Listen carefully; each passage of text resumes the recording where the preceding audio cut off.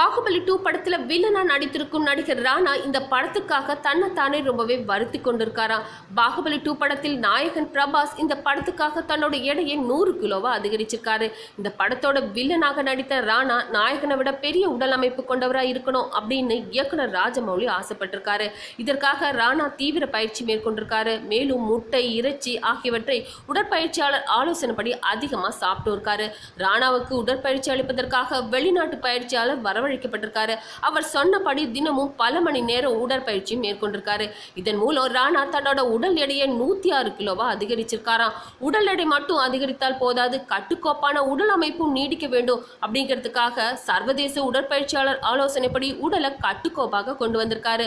பாகுபலி 2 படத்துல ராணாவின் வில்லன் தோட்டத்துக்கு அவரோட நடிப்புடன் உடல் தோற்றமும் பிரம்மாண்டமா தெரிஞ்சது.